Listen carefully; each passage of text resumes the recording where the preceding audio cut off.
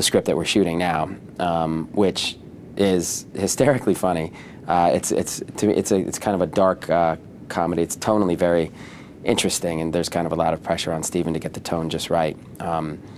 But part of it, a big part of it, is that we have, at our core, a narrator who's unreliable, which I think is a really interesting thing that we haven't really seen before.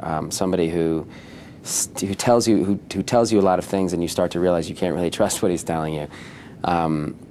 But also, the things that he tells you are kind of stream of consciousness, kind of digressive thinking of a guy whose nickname was Corky because he bounced around all the time.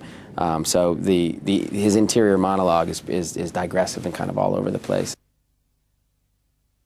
The character, you have a few things at work because the character is actually informing on, he's a cooperating witness in a case where there is something illegal going on at this very big, reputable company. There were some executives who were involved in fixing prices with their competitors, and that's illegal and immoral and a whole host of other things. I mean, the story is told, similarly to the book, in that Kurt decided with the book to tell it, essentially dole out the information the way the FBI got it. So you start with a certain set of assumptions, and then slowly you start to, as you say, it's like peeling an onion. You start to realize there's more to this. Oh, wait a second. Hold on, what did he just say? There's more to this, there's more to this. And then there's still questions that remain about why Mark did some of the things that he did.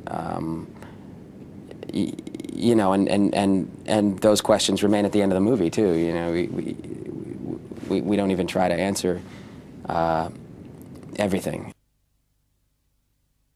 Despite the fact that this case kind of blew up because of what Whitaker was doing, he changed the laws around these corporate crimes forever, and in a really wonderful way. And the penalties are a lot stiffer because of Mark Whitaker and what he did, and he did go in and wear a wire for 2.5 years. He did record these conversations. He did prove that this was going on.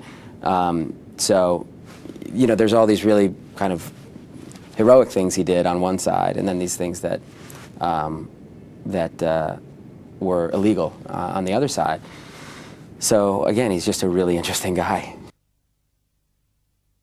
Everything's a little off. I mean, I think hiring comedians to play all the roles in general is just that alone. You don't have to do anything else. It's like they're, even if they're playing it straight, there's something always that's going to be a little bit off, in a good way. We're doing the whole movie in 38 days, which for a movie of this scale is really, really fast.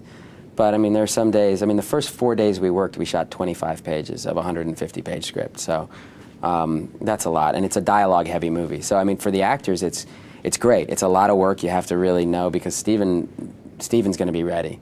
When you come out of hair and makeup in the morning, Steven is ready to go. And so if you're not ready, then the 50 people who are sitting around are going to wait for you to get ready to learn your lines if you don't know your lines. So everybody comes in absolutely prepared and ready to go, because and once you go incredibly fast. I mean, 7.5 pages in a day is common on this movie, which normal movies shoot 1 or 2.